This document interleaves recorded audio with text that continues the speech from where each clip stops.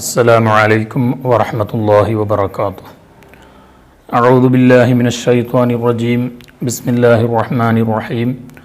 الحمد لله رب العالمين والصلاة والسلام على سيد المرسلين وعلى آله وصحبه أجمعين. أما بعد. പ്രിയപ്പെട്ട മുഅ്മിനീങ്ങളെ, അല്ലാഹുവിൻ്റെ മഹത്തായ അനുഗ്രഹം കൊണ്ട് പരിശുദ്ധമായ ബലി പെരുന്നാൾ ഒരിക്കൽ കൂടെ നമ്മിലേക്ക് സമാഗതമായിരിക്കുകയാണ്. പെരുന്നാളെന്ന് പറയുന്നത് ഒരു മുസ്ലിമിനെ സംബന്ധിച്ചിടത്തോളം ആഘോഷത്തിൻ്റെ ദിവസങ്ങളാണ്.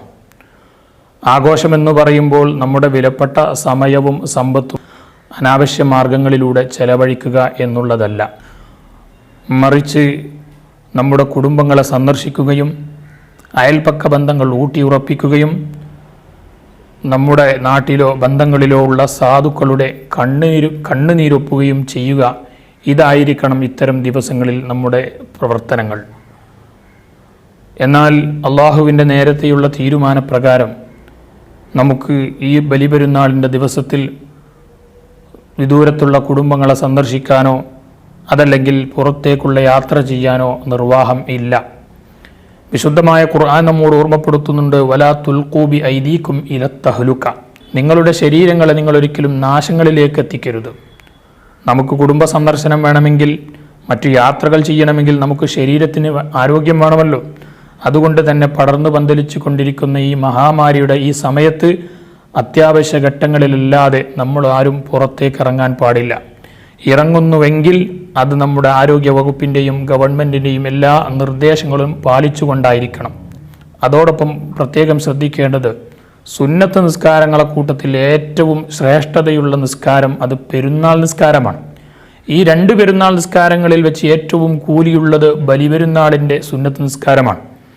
നമ്മുടെ നാട്ടിൽ നിലവിലെ സാഹചര്യമനുസരിച്ച് 100 ആളുകൾക്ക് മാത്രമാണ് പള്ളിയിൽ ജമാഅത്തായിട്ട് പങ്കെടുക്കാനുള്ള അവസരമുള്ളത്. കഴിഞ്ഞ ചെറിയ പെരുന്നാളിന് നമുക്ക് തീരെ നിർവാഹമില്ലായിരുന്നു, തീരെ അനുമതിയില്ലായിരുന്നു. അൽഹംദുലില്ലാഹ്, ഈ പെരുന്നാളിന് 100 ആളുകൾക്ക് അനുമതി ലഭിച്ചിട്ടുണ്ട്. സ്വാഭാവികമാണ്, ഒരുപാട് ആളുകൾക്ക് പള്ളിയിൽ വരാൻ അപ്പോഴും കഴിയാതെ ബുദ്ധിമുട്ടുന്ന ആളുകളുണ്ടാകും. അവർ നമ്മുടെ ചെറിയ പെരുന്നാൾ വീട്ടിൽ നിന്ന് നിസ്കരിച്ചതുപോലെ വീടുകളിലുള്ള ആളുകളെയൊക്കെ കൂട്ടി ജമാഅത്തായി നിസ്കരിക്കാൻ വേണ്ടി പ്രത്യേകം ശ്രദ്ധിക്കണം. പള്ളിയിൽ പോയിട്ടില്ല എന്ന് കരുതി ഒരിക്കലും നമ്മുടെ നിസ്കാരം നഷ്ടപ്പെട്ടു പോകരുത്. ഖുതുബ ഓതാൻ കഴിയുന്ന ആളുകൾ അതും കൂടെ നിർവഹിക്കാൻ പ്രത്യേകം ശ്രദ്ധിക്കണം.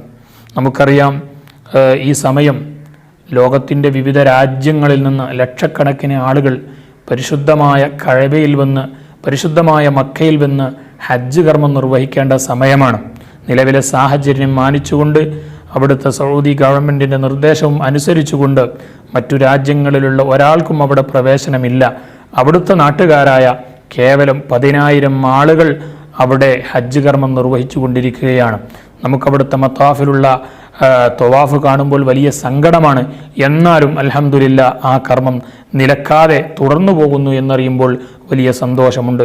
അതുകൊണ്ട് തന്നെ പ്രിയപ്പെട്ട മുഅ്മിനീങ്ങളെ, നാം അനുഭവിച്ചു കൊണ്ടിരിക്കുന്ന, നാം നേരിട്ടുകൊണ്ടിരിക്കുന്ന ഈ വലിയ വിപത്തിൽ നിന്ന്, ഈ വലിയ പരീക്ഷണങ്ങളിൽ നിന്ന് നമുക്ക് മോചനം ലഭിക്കുന്നതിന് വേണ്ടി ഇത്തരം ദിവസങ്ങളെ, രാവുകളെ നല്ല രൂപത്തിൽ ഉപയോഗപ്പെടുത്തണം. പ്രാർത്ഥനകളെ കൊണ്ട്, സ്വലാത്തുകളെ കൊണ്ട്, ദിക്റുകളെ കൊണ്ട് നമ്മുടെ ഈ ദിവസത്തെ നാം എല്ലാം ഉപയോഗിക്കണം. അനാവശ്യങ്ങളിൽ നിന്ന് പൂർണ്ണമായി വിട്ടുനിന്നുകൊണ്ട് എല്ലാ നിലക്കും അള്ളാഹുവിലേക്ക് അടുത്തുകൊണ്ട് ഈ ദിവസത്തെ ഉപയോഗപ്പെടുത്താൻ ഞാനടക്കം നമ്മളെല്ലാവരും ശ്രദ്ധിക്കണം. അള്ളാഹു തൗഫീഖ് നൽകുമാറാവട്ടെ. അസ്സലാമു അലൈക്കും വറഹ്മത്തുള്ളാഹി വബറകാതുഹു.